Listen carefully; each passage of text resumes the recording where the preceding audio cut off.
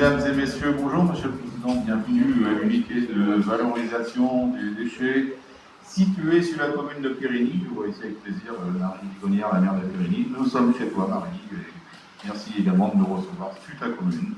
Alors juste une petite boutade Monsieur le Président, avant de commencer. La dernière fois que vous étiez venu à Pulboro, il pleuvait et vous m'aviez dit qu'il pleut toujours à Pulboro. Je m'aperçois que même quand vous venez à Pulboro, il pleut. Alors je ne sais pas si c'est pas vous qui êtes oiseau de mauvaise augure, je ne sais pas. Juste une petite diapo sur les déchets sur la CDA.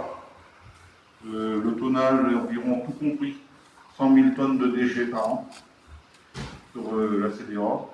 42 000 tonnes pour les déchetteries. 14 000 tonnes pour le centre de tri Altriane, le tri sélectif. Alors ensuite, bien sûr actuellement, nous avons 11 déchetteries. Qui, certaines sont vieillissantes, ne correspondent plus aux besoins et surtout aux valorisations, au réemploi. Le but de la CDA, c'est de mieux trier, aller plus vers les remploi. C'est pour ça que le schéma directeur des déchetteries a été établi pour créer des unités de valorisation des déchets. Nous sommes quand même tous heureux, ravis de vous accueillir ce matin sur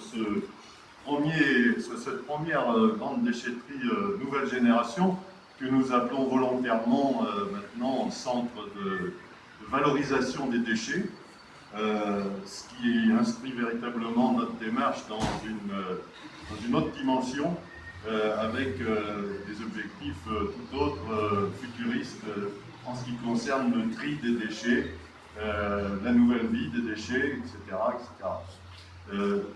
Comme vient de le dire Alain, bon, donc ce premier centre, qui se tient sur Périgny d'ailleurs, qui est le centre de valorisation centre, puisque nous allons en construire pendant le mandat encore 4 sur la CDA, 4 semblables à celui-ci, pratiquement sur la même configuration. Un point important du projet, c'était effectivement d'essayer de valoriser au maximum les déchets.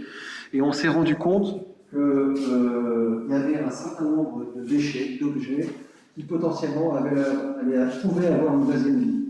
Et c'est à ce titre que cet espace-là est né, dans la réflexion de dire comment on peut valoriser un certain nombre de produits. Et donc, l'idée, c'est que cette zone-là, les usagers apportent leurs objets. Donc, ce sont des objets. L'ambition, c'est vraiment d'être généraliste. Donc, on n'a pas aujourd'hui, tout objet potentiellement peut avoir une seconde vie. Donc, vous voyez, Monsieur le Président, il y a une belle balance. Quel est le circuit des livres? Alors, il peut y avoir une partie qui va repartir à la vente, considérons que certains livres pourraient avoir une seconde vie. Mais ça veut dire trier les livres? Ouais, c'est ça. Donc, voilà. En fait, il faut imaginer tous les objets qui sont ici vont arriver à être faits, sont pesés, vérifiés, triés. L'objectif de la collectivité, c'était d'une part de valoriser des déchets, mais aussi le projet est beaucoup plus important que ça, ça permet aussi de remettre des personnes à l'emploi, donc avec tout un projet lié à l'économie sociale et solidaire. Et on aura plein d'occasions d'en reparler dans les futures semaines. Le modèle économique, effectivement, ça reste les recettes de vente des objets restent à l'association. Il y a un modèle économique qui est construit au travers de ça. Juste en face de vous sur les chariots noirs. Et les ampoules, c'est là-bas.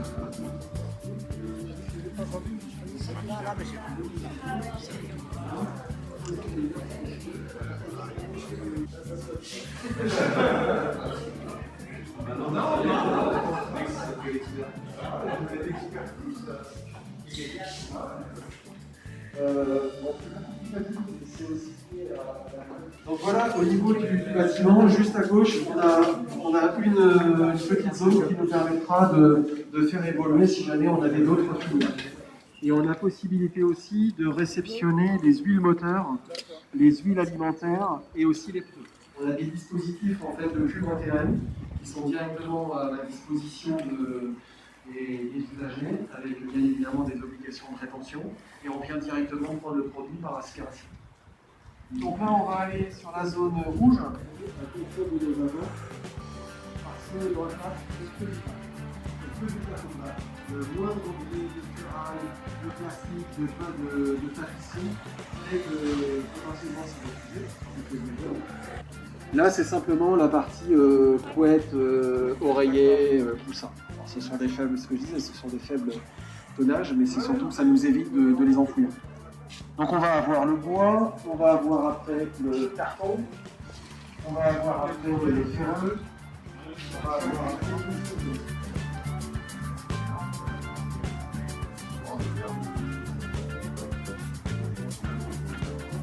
je dirais qu'il y a un autre phénomène. Les déchets coulants, on n'a pas d'autre solution que de les enfouir. C'est la seule solution que l'on a. Donc si vous avez bien compris l'intérêt du projet, c'est de faire en sorte que ces bennes-là aient au maximum la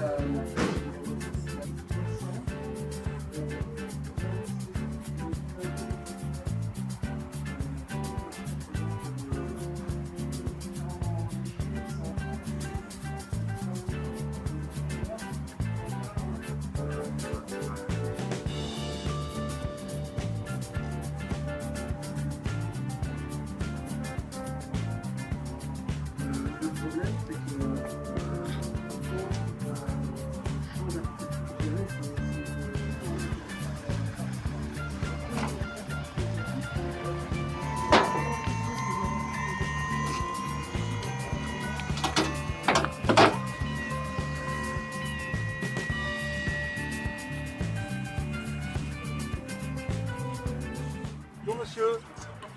D'accord. J'allais à la Rossignolette. À la Rossignolette, d'accord. Et donc là, ça vous convient bien? Oui, il y a un point qui me paraît intéressant, c'est la Ouais. possibilité de récupérer des meubles.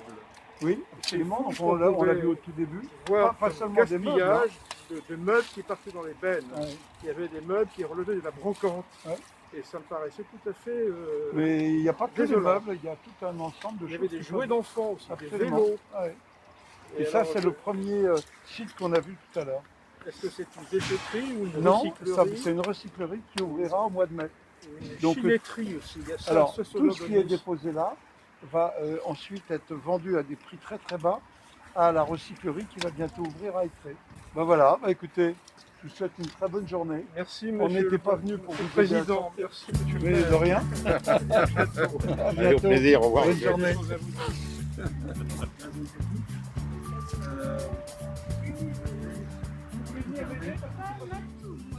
On a du carton, du tout blanc, du métal, du métaux, on a tout. Bon courage. Non mais super. Non mais en tout cas, ouais, c'est bien indiqué. Bonne journée. Merci. Merci.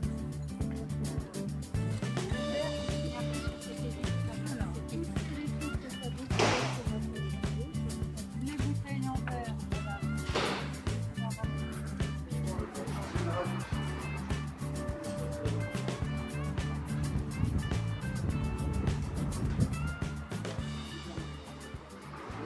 Et moi, je suis très heureux de voir tout ce que j'ai pu voir. J'ai vu que les élus ont pris ça vraiment à bras-le-corps avec les services. Et on a vraiment un équipement qui répond à nos attentes. C'est ça qui est le plus important. Et puis, le plus important, c'est qu'elle réponde aux attentes des habitants du territoire. C'est pour ça qu'en ayant un petit peu moins de nombre de déchetteries, mais par contre bien positionné sur tout le territoire, il y avait une interrogation. Et moi, j'ai pu me questionner les uns les autres. Il faut bien que cet équipement beaucoup plus complet va complètement dans le sens des politiques qu'on veut mener. Puis peut-être que l'emblème, un des emblèmes, c'est cette zone de réemploi où des gens pourront demain acheter des biens d'équipement à des prix tout à fait dérisoires parce que quelqu'un d'autre n'en avait plus d'usage avant, qu'il l'aurait jeté dans un scénario d'avant. Maintenant, il le dépose, l'objet va être nettoyé, mis en valeur, réparé s'il y a un dysfonctionnement, et puis quelqu'un pourra l'acheter à des prix qui seront extrêmement bas demain, quand on va ouvrir en mai cette recyclerie à Étré. Donc ça s'inscrit dans une politique globale de déchets, et c'est un dossier qui a été travaillé en détail, où maintenant vous avez pu voir qu'il y a une offre, entre guillemets, pour bien séparer la nature des déchets, et qui puisse ensuite partir vers des réemplois de toute nature. Voilà, donc l'ALE est en route, la partie ancienne, entre guillemets, a fermé il y a quelques temps. Et maintenant, c'est tout le chantier qui va démarrer prochainement de celle de l'ALE, et on va couvrir tout le territoire de l'agglomération, sachant qu'ici c'est le première, et je parle sous le contrôle de mes collègues élus, je crois que c'est la plus importante en volume, puisqu'elle succède à celle qui était dans le quartier de Roncey à La Rochelle, qui était la principale en volume. Donc là, on est sur, entre guillemets, le navire amiral de nos zones de valorisation des déchets.